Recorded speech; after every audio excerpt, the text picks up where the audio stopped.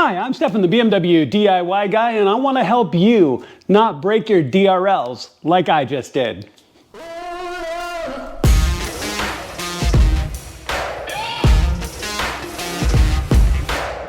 All right, y'all, so it's not very often that I've got a video of don't break something like I just did.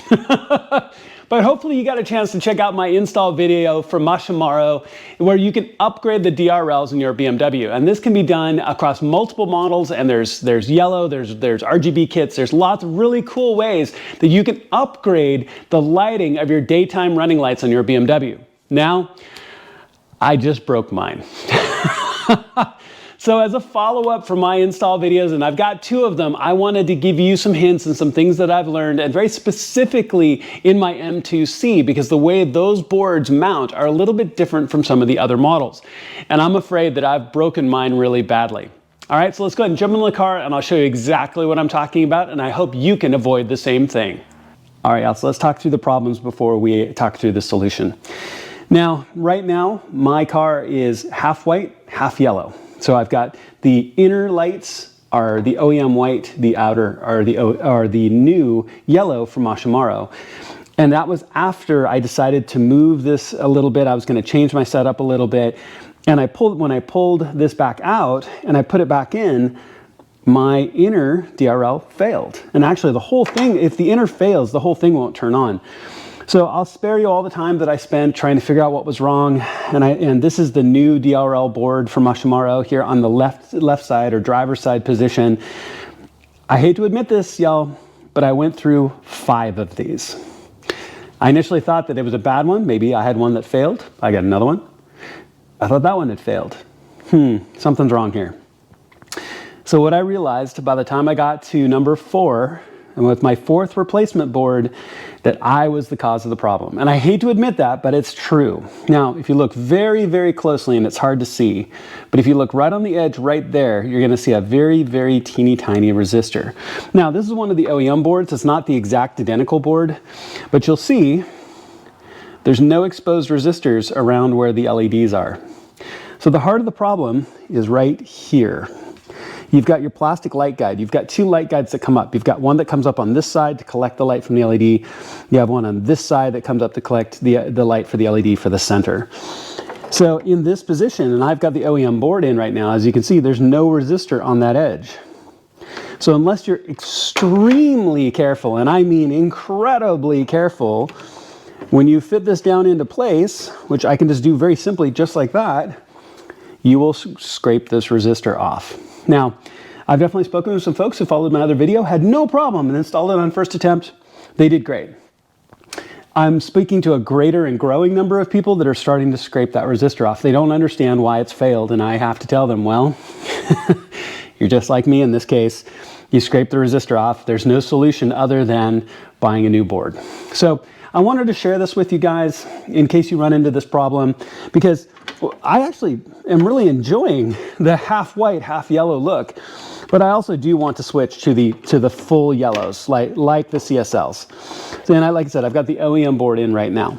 Now, also side note really quickly, I've seen multiple opinions on how to adhere the boards. I'm using the 3M adhesive that I've used before that I've mentioned.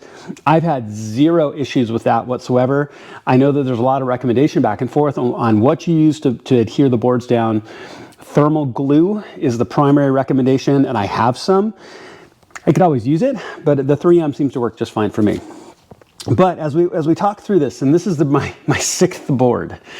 So here's where we're going to come up with a solution if you've got this problem, and I'm going to do this before I install it.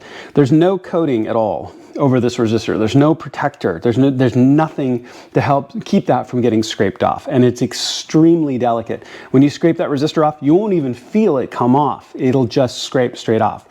So I'll have this linked in the video description. This is acrylic conformal coating. This is what they use to waterproof boards. It kind of puts a non-conductive kind of rubberized layer. And basically what I'm going to do is I'm going to brush it onto this corner. Do not coat the LEDs. That would be bad, right? That'll interfere with the LEDs. But I'm actually going to coat this corner of the board right here with that conformal coating to make sure that it works. Okay, so let me get set up to show you how to do this. It's really simple. I'm just brushing it on, but I want to show you how. All right, y'all, so as you can see, I've gotten set up. I put some cardboard on my workbench. I've got my garage door open. If you read the warnings on this stuff, it is super serious. It's like, don't get it on your skin or in your eyes or even on your clothes or anything else like that. Make sure you're well ventilated. And the brush it comes with, as you can tell, has a lot of little hairs falling out.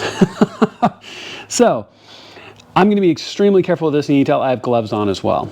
Now, I've got the board here. I'm just going to use the case that the conformal agent came in. I've got a little bit of tape to use this as a standoff because I want to be able to brush this whole corner. Now again, I'm going to stay away from the LEDs, and I just want to coat right here where the little resistor is. So I'm going to coat pretty much just this one corner, which is what, maybe 10% of the board. So as we do this, I haven't worked with this agent before, and forgive any background noise because my garage door is open, but I'm going to just very gently brush this on. And yeah, it's going to have to be a little bit of a heavier coating.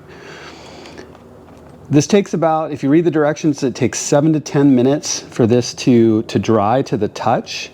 There we go. There was a good glob of it right there, and that's probably more than enough. That may be too much. I'm just going to brush off the extra hair on my cardboard, which is another reason why I had it.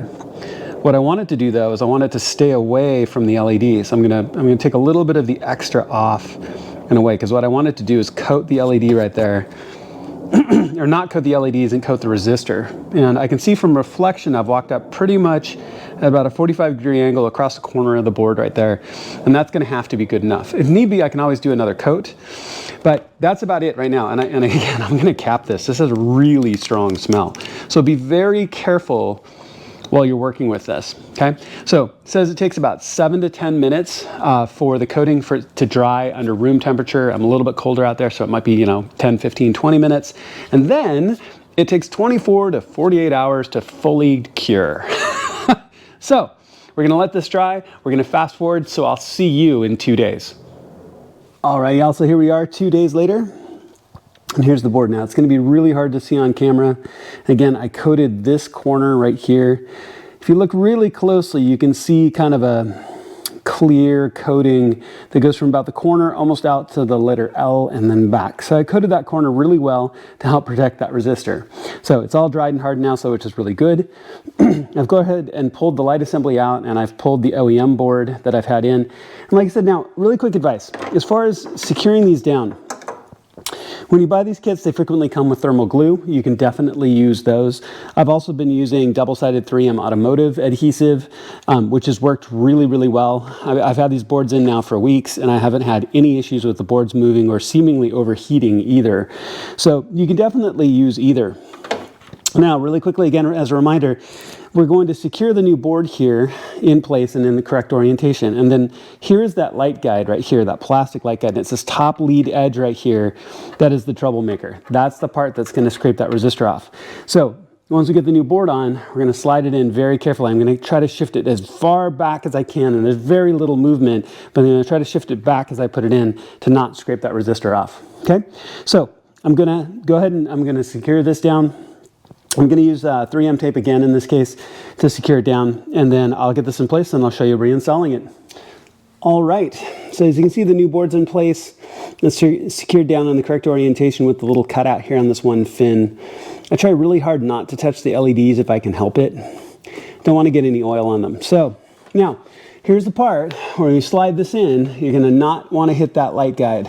So as much as you can, you want to try to push the whole assembly backwards as you slide this in. So I'm going to tip the back end in, fit it in just like that. Okay. All right. So now I haven't done my passenger side yet, but now is a good time to test it. So let's go ahead and flip the lights on and see what it looks like. All right, success. As you can see, got yellow on both sides. Here's what it looked like when I was half and half, so half yellow, half white. Obviously, I haven't done the passenger side yet. I'm still going to do that. I really did kind of like the half and half there in the beginning, but I really was decided that I wanted to go all yellow. So that went in without a problem. So kind of avoided the mistake that I made that first time. So go ahead and clean up, go ahead and put your tools away, and you're done. All right, y'all, so all done, and I really hope that this painful lesson that I've learned can help you out when you're doing this install. Now, if I hadn't done the install yet, and you watched this video, or if I'd known better, I would have coated the corner of the board, that very first one, before I did the install, and then it wouldn't have been a big deal at all. So I hope that you see this video before you do your install. Now, if you don't, well, I hope that the second install goes better. Now, of course, I really hope that you don't have any problems at all. You do the install and you wonder why I busted so many boards. I hope you're that successful. But if you do make a mistake like I did, hopefully you only make one where I made a bunch. So I hope you can learn from my tough lesson. Thank you so much for watching. I really appreciate it. Please make sure to click like and subscribe. It makes a huge difference to my channel, and I have a ton of cool content coming that I cannot wait to show you. I'll see you on my next project.